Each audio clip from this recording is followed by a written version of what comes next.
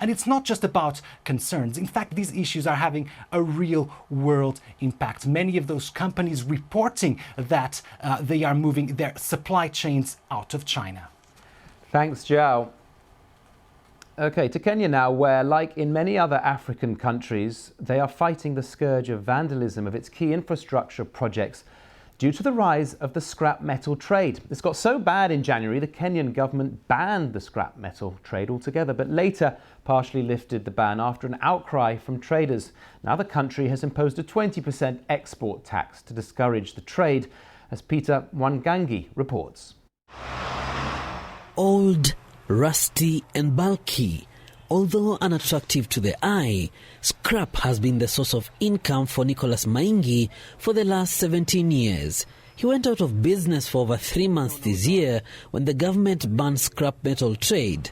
Now traders like him have had to apply for new licenses to be allowed to operate again. I source my scrap from government and parastatal tenders. When Kenya Railways or Kenya Power invite us, we go and buy through the legal way.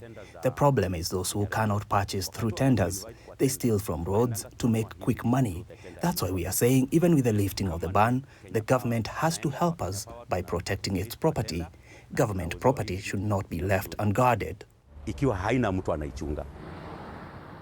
The damage caused by thieves looking for scrap metal is all too evident on many existing roads. And now there are fears that this could spill over to new roads, such as the 27-kilometer expressway that cuts across the capital, Nairobi.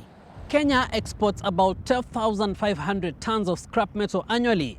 The government admits that part of the scrap is stolen from its key national infrastructure, and that could include this newly built road, a challenge in maintaining its infrastructure, which has cost millions of dollars of taxpayers' money to build.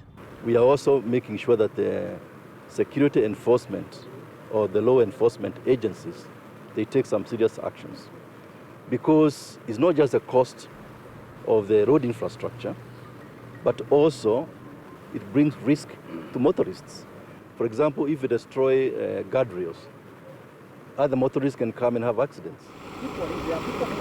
But the problem does not affect just the roads. In January, Kenya was also plunged into a national electricity blackout, its worst in recent years, with findings pointing to possible vandalism of high-voltage lines as the cause. We have a number of interventions that we have put in place. One, we are relocating our equipment to safer places. We are also lifting up like transformers high up to make it harder for vandals to reach. We are also doing a lot of education and sensitization to our customers, so that when they see suspicious operations, they are able to report quickly. In July, the government introduced a 20% export tax on scrap metal to put an end to this damaging illegal trade. Some experts say introducing this tax will also boost the availability of scrap metal locally as a raw material for smelting factories, providing clear economic benefits, though only time will tell whether anything changes in the end. Peter Mwangangi, BBC, Nairobi.